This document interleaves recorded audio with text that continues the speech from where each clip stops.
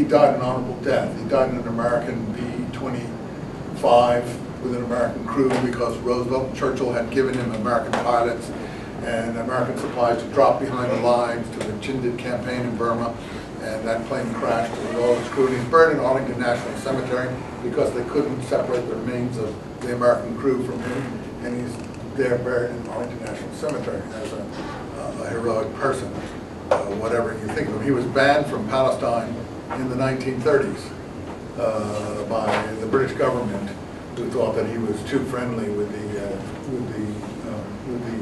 Jews, and he always wanted to go back and lead a Jewish army.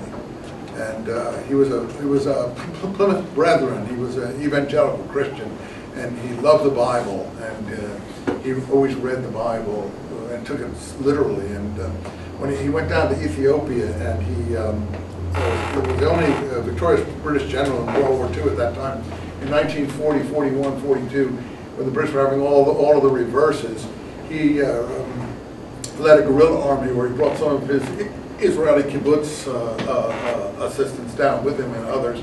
They led a guerrilla campaign among the tribes in Ethiopia, and defeated the Italians in Ethiopia and restored Haile Selassie to the throne of Ethiopia. And when he came back to Cairo after that, he thought he'd done enough for the British cause that he would be allowed to go back to Palestine and raise a Jewish army to help a Jewish unit in the British army. And they refused to let him. And he tried to commit suicide in his hotel room. He cut his throat with a bayonet. And he was only found by somebody, and they banished him now to some artillery thing in the wilds of England. And then when they needed help in the Indian campaign, where they thought he couldn't cause any trouble, they sent him out there as the only guy who could do guerrilla warfare, and he rose ranks. He went behind the Japanese lines, brought troops in there, and so on and so forth. So Chindit Campaign 1, Chindit Campaign 2, it's a famous guerrilla campaign. It's the basis of what they do now with the strategic, the kind of forces we have that go behind the lines. Reconnaissance? More than that, I forget what it's called, special forces. Special forces type of people. So anyway, I knew he'd know who he was.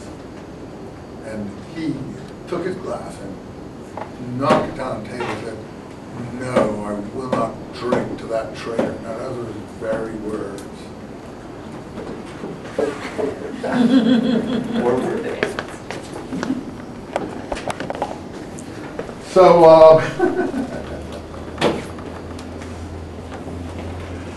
let's go back to the Damascus document. So we wrote him a letter, Davies and me. I wrote it, but Davies signed it too. And, I had gone to Israel, the Albright, that year to work on the Damascus, to work on the parallels of the James Jerusalem community and the Dead Sea Scrolls community. And I found there was nothing else that nothing I could do there. And had I known that the scrolls were here in California at the Huntington Library, all the pictures of them, there were 4 different locations, but the Huntington Library was one of them. That's another story. I might as well just have stayed here. But anyway, at that time I didn't know these things. And but I had, someone at the Israel Antiquities Authority had given me a computer printout of all the pictures of what was in the Antiquities Authority, of all the unpublished photographs and their numbers and everything. And I was like astonished. And I sent these in 1987 in a Xerox copy to Herschel Shank's office. And Herschel Shanks, someone in his office at the time, he never acknowledged my having sent him this. At the time said that you couldn't believe the reaction when that catalog came in of all the unpublished manuscripts. And that triggered his campaign to start freeing the scrolls. You can say that's baloney or not, but that's the absolute truth. I had all the numbers of the plates and everything. Someone had taken pity on me because I'd gone in to look at the Damascus document. So I knew the exact numbers of the Damascus document parallels in the K4 documents.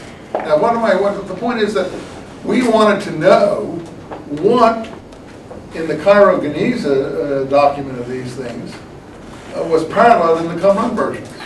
And for 30, 40 years, we hadn't been able to see anything. And they weren't interested, so they didn't show it to us. And so Strugnell said, "Oh, yeah, fine. you people live in the land of the lotus eaters or something like that. He wrote back something like that to us, some silly sort of, just sort of shrugged us off, basically. And that's when we, that's when we really, that's when things really started rolling after that letter that we wrote officially asking for access to those documents and being rejected. We were actually going to take it to the High Court of Israel. In fact, ultimately, we got taken to the High Court of Israel. Anyway, so the Damascus document, let me explain what the Damascus document was. Let's take a 5-minute break here. Come back at 9. You can change the reservoir here, Michael.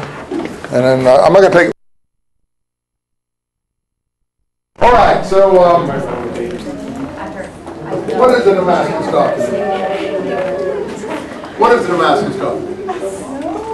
I told you already once a little bit, but say it again. The Damascus document, it's called the Damascus document because it refers to Damascus at some point.